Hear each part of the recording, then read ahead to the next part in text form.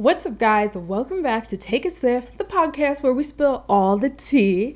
Now, today's episode I'm especially excited about because I got to sit down with one of my former classmates and we got to talking all about mental health. And I think that is such an important conversation that everybody needs to be talking about because it is time we finally destigmatize mental health and everything surrounding it. You know what I mean? So I was so excited when she said that she would love to be on the podcast.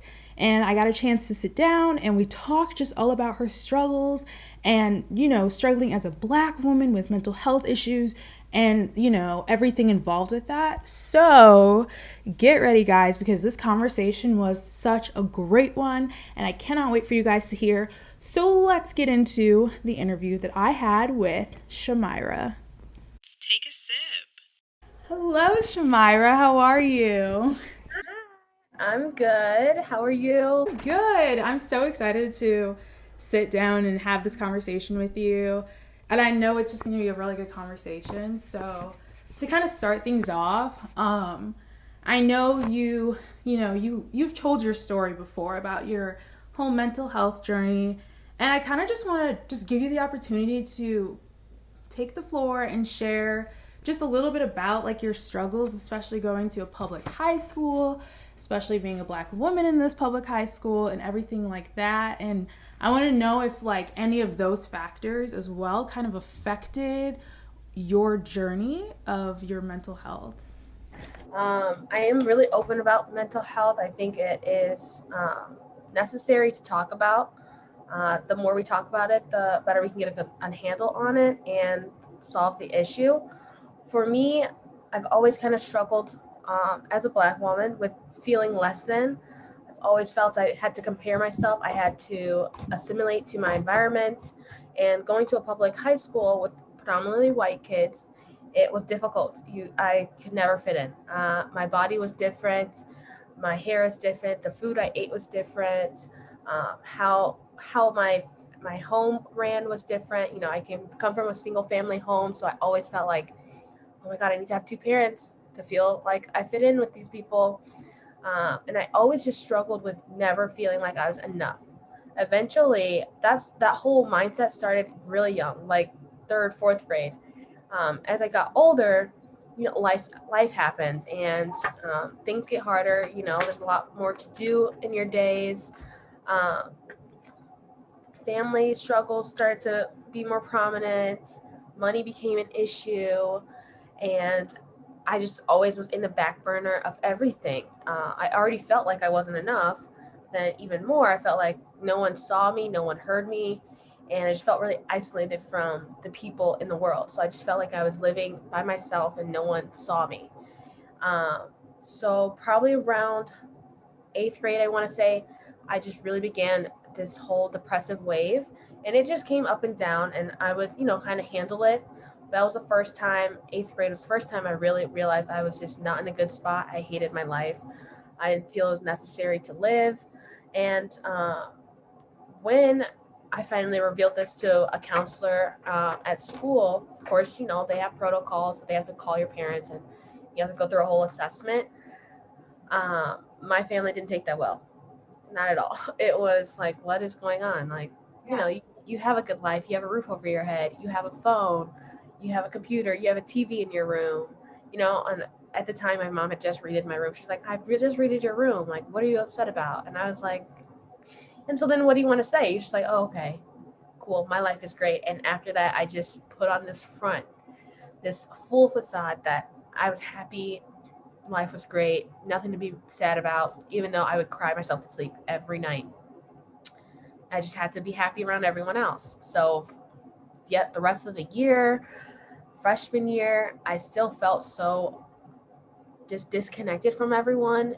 High school is supposed to be like this fun time for you. You're supposed to find yourself, find your group of friends.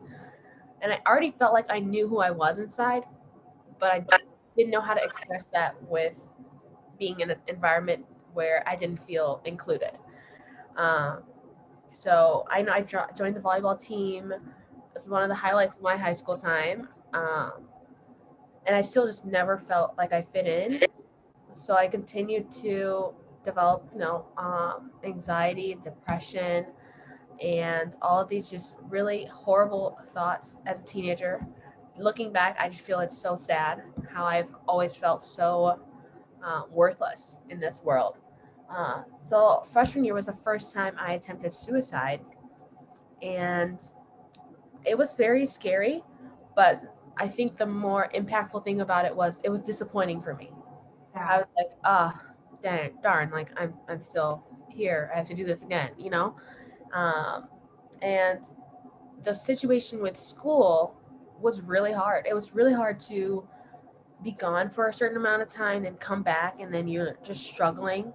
And I was the top student. You know, I love school. I think school is amazing. Other people differ in opinion. I think school. I think I'm I one of love those people. I think I'm one of those people who differs in opinion. I think it's great. But it was really hard to catch up, and I had this high expectation that I had to get all A's. I had to be, you know, a top student. I had to be in all these clubs and activities because that is where I held a lot of my worth. My worth was in my work ethic, my grades, how my academics were, and how I was perceived as a student. That's what I put my entire self worth in. And when I, left school for so long, and it's hard to get back. Missing 2 days of school at a high public school who has great, Oh record yeah. numbers, That's it's like ridiculous.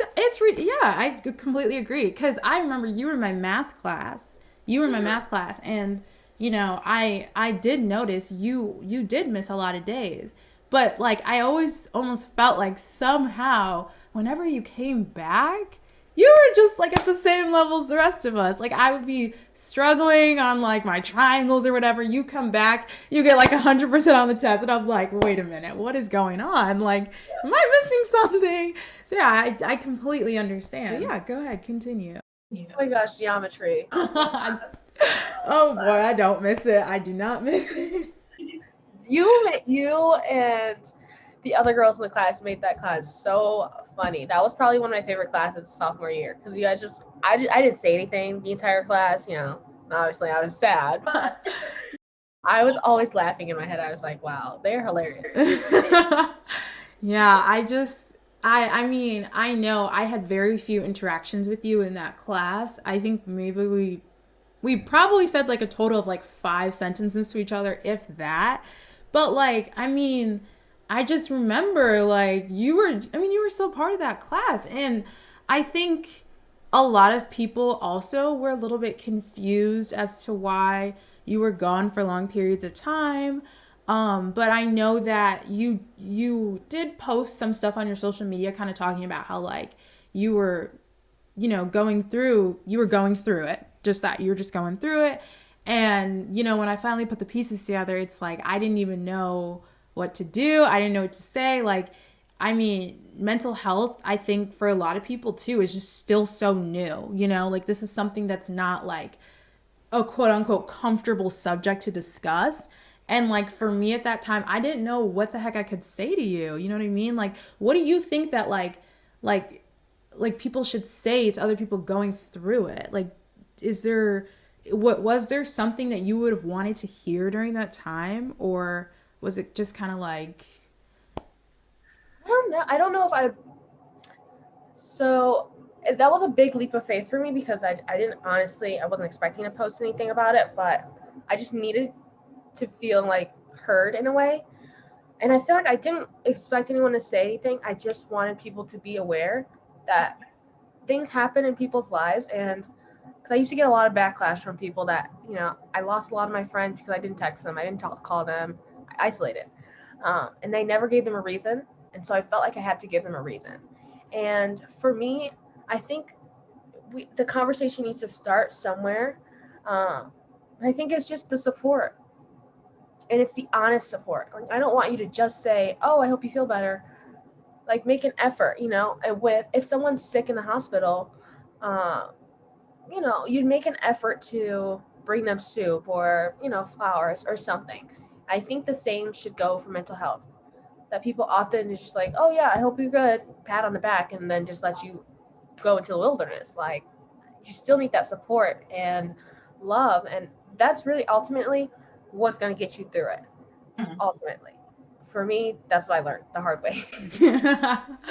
Yeah, I think I 100% agree. And like I mean just like in general, just like having this conversation. That's why I'm so glad we are because I mean, especially to not to generalize the whole group, but to a lot of older generations, you could even maybe say our parents' generations, mental health isn't exactly something that they were ever exposed to at all. And it's something that kind of like with me, like they're learning about it every single day. And I know you said earlier that your parents really didn't take it well when they, heard the news about what you were going through.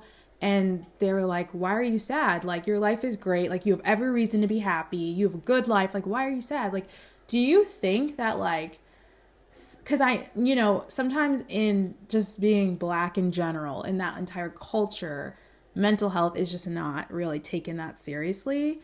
And do you think that, like, first of all, you being a black woman, do you think that that might have been a reason some people overlooked it? And do you think that maybe that could be a reason why your parents reacted the way that they did? I think so. I think even now, I still think people overlook it, even though they know my entire track record. They're like, oh my gosh, you're so strong. Oh my gosh, yeah, you got it. No, I don't got it. No, I can't be strong all the time. And I think for my mom, especially for her, she's had to struggle. You know, she's a black person in America. Um, so for her, it was really hard for her to understand why I was sad and understand the fact that I wasn't necessarily sad for a reason. I was sad for no reason at all, Mm-hmm. a lot of the times. And uh, for her, she's like, okay, well then, like, just stop being sad. And it also came with the fact that in our, religion, she was like, oh, just pray about it. And I was like, I physically am not right. I'm ill. Mm-hmm. And it was hard to understand that myself. It was hard to relay that message to people who didn't know anything about it. Yeah. And I know you said that like school was like just almost like you would be gone and then you would come back, but you feel like you had to excel in all your classes. But I know you definitely did take a step back from school, and I want to know, like, did that significantly help your mental health? How did that improve or affect it or anything of that sort with your entire journey? Because taking school out the picture, I mean, that's a pretty big step, you know what I mean, especially public school at that matter. Hmm. I will say that was one of the hardest decisions I have had to make in my life thus far. And I'm so grateful that I had to make that decision because now every decision I make now, I'm like, okay, yes. And I know how to tackle that. But I think it helped a lot for me. My a lot of my issue with school was obviously I didn't feel welcome there. I felt this weight on my shoulder the moment I walked through the doors. I remember vividly when I would get off the bus from the back end of our school, I'd walk through the doors and I would just my eyes would well up. I would get teary and I'm like every day and I was like I cannot go to this school anymore. Something is just not clicking for me. The environment just wasn't for me. And so I started when I left. I took a break from school for about a month. So last February I left, and then so about a month and a half, I was off of school, and I just worked to get myself back to a stable environment because I never had that stable environment. It was always go go go go until I couldn't go anymore. So I started reading, I started exercising, I slept more often.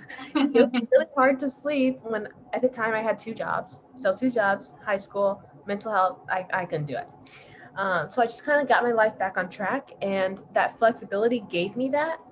Uh, but it also made me feel like, what do I do? Because school was such a big part of my life for so long. It was like, well, what am I supposed to do every day? But I started learning things that I liked to do, things I didn't like, what made me feel good, what made me feel bad. And I just really focused on my treatment plan. That was my whole purpose of leaving is so I could truly focus on what I needed to focus on without having to kind of decipher what I needed to do and stop chopping it up, because I needed to put my entire energy into getting myself back to who I am, so that I could do that faster without so many ups and downs. So, yeah. Like COVID and everything, we all know that happened March 2020, everything shut down. You know, and I've just heard from a lot of people that during that point where like everything was completely shut down for like weeks and weeks and weeks, like you couldn't even go to like TJ Maxx or something and go shopping. Like you literally, that wasn't even open. They said that their mental health like plummeted. Like they said that they were struggling so much because, you know, as much as I'd say, you know, I say I don't like school, school is where I got like 90% of the interaction that kind of for me kept me going. Like it's, I felt like I needed that interaction. So when March rolls around and everything was shut down and I literally could not leave my house at all, I couldn't even like, sometimes I couldn't even go on a walk because it was, I was just too scared, you know what I mean? Like for your sake, do you think that that, you know, took a like a put a dent on your mental health? Because a lot of people said that they would never want to go back to that time in their life where they were stuck in their house for weeks and weeks and weeks. This is gonna be crazy, but honestly, I think that time is, I don't know, the shutdown for me was good because I was able to stop. My world has never stopped. It has always been like this turmoil. So for me, it was nice for everything to stop and I could finally Like take a figure, breath. yeah, it was my, I feel like the first time ever in my life I was able to be like, to breathe. I've never been able to just be like, oh, and just think like, wow. Like, I don't know. For me, it was good. However, I will say I just kind of I did do my, I went down before I could come back up. Right, of course. Especially, I think probably about March, I started like eating like crazy, super anxious. I was just all over the place until I was like, okay, look, we just need to stop, take a breath. And I had that time. So I used that time and capitalized on it so that I could, you know, get to my life where I wanted it to be. So you really feel like that the lockdown helped you in a way. Like it gave you the opportunity to kind of sit back and be like, okay, like I can really just breathe for the first time because I know you said you were go go go all the time. Wow, that's really interesting. Do you, you know, I know you said earlier how a big, like a huge reason as to why you took a step back from school is so you could work on your treatment plan and, you know, recover. Do you think you would consider yourself recovered? Do you think you're still in recovery? And do you also think that it's going to be kind of a lifetime battle with your mental health, that you will possibly always be in recovery? Because I know sometimes with physical like illnesses, for an example like an eating disorder, people say that they're in recovery for the rest of their life. It's not really I'm recovered, it's I'm like still in recovery. And do you think that applies to you and your mental health? I think so. Um, I would like to say I'm recovered from, I look at it as layers. So there's the deepest, deep, dark, I think from my pit bottom, I'm recovered from that. However, I think for the rest of my life, I will be in recovery, and it takes work to get yourself in a good mental state. And I think that, so I will, for example, this past week, not my hottest week. School is stressful for me. I'm back in school, I'm in college. It's stressful to, again, I do this go, go, go lifestyle and I lack balance. And when I have that balance, my mental health is great, in a great spot. But when I lack that balance, I'm in a really vulnerable place. And it's scary. It is scary because, I was just thinking the other day, about my previous attempts, and I'm like, oh my God, I never want to go back to that spot again. But when I don't take care of myself, and, just like you have to medicate for, um, I don't know, say you have some sort of heart condition, you have to medicate for that.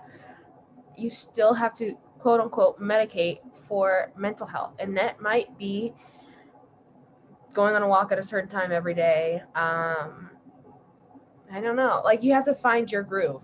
Right. What medication, quote unquote, you use. And sometimes I forget to take my medication because, it's not something I'm used to yet. Not to mention, you're just human.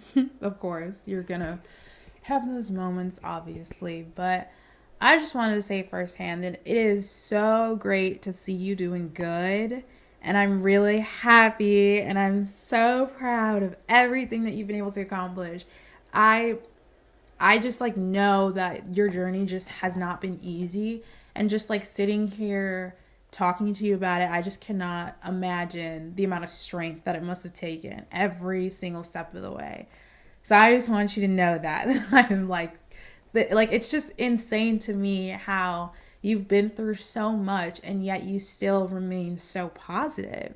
And obviously I know that that can't always be easy because we're all going to have our moments, but I feel like those times where you were struggling the most, even at school, like the interactions I had with you were like never bad. Like, I mean, from an outsider looking in, you were saying how you always put up this front, and I bought right into it before I really knew what was going on. Like, you just seemed like a normal kid in high school who was just hanging out in the halls.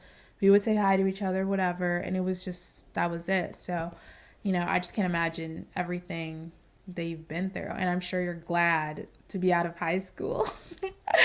Oh my gosh. I don't know why we do that. I don't know why that's a thing. It needs to stop. Like, it's so unnecessary. The amount of work that school makes you do is a little absurd. It's absurd. I 100% agree, and I I'm so also cool. I can't wait for you to graduate. girl, Oh my I'm God. I'm counting down the days. I am counting down the days. I'm so excited. I just like, I mean, it's just it's. I feel like that could be the root of a lot of people's mental health problems that go to that school. I mean, and Mhm. just the competitive nature that's there, always feeling like you have to be the best. And if you are not the best, then you're just like nothing then. And I hate it so much. I mean, yes, obviously I'm grateful for the education that I was able to receive, because I'm not going to sit here and pretend like it wasn't a great school, but obviously I'm allowed to say that the competitiveness and the environment, I completely agree with you on that. It's just not it's not suitable, I feel like. So, I don't know how, like, I've tried to figure out how to change it because I do not want my little sister to go to that school and have to go through the same thing I did. But I literally can't think of it because it's so many different cultures are at that school. However, I think it starts with the staff, and I think the staff don't have like a community. Like, talking to certain teachers, they don't even like each other. They don't even like the person in administration. And I'm like, you guys aren't even on the same accord. How are your students going to be on the same accord? Like, that makes no sense to me. So I don't know. That school they have a lot of work to do. I 100% I agree on that, and I hope the work gets done soon because oh boy. I mean, thankfully though, I will say that I've been online this year, and it's definitely made it a lot easier for myself to just get through the days. I'm not going to say that it's, the most fun thing in the world, but hey, it's easier than being physically there in person. And that's why I chose to stay home and do remote full time. I just feel like it's just gonna be easier for me. And also, it's my last semester. I'm cool with being online. I'm almost out of there. Got 3 more months. Just want it to be an easy, smooth ride out before I go to college. So, but yeah, I just want to say thank you so much for sitting down and having this conversation with me. It was a really good one. And I really want to say thank you so much for sharing your story out on the floor. And I know that it's not always the easiest thing to talk about, but your story is just so amazing. And I just want to get it out there to as many people as possible because, who knows? Someone listening, your story could literally help them. And I know you've helped so many people. So I just want to say thank you, Chamyra, for being on the podcast. And I hope everybody listening enjoyed today's episode with Miss Chamyra. And we will see you on the next episode of Take a Sip. Bye, guys. Bye.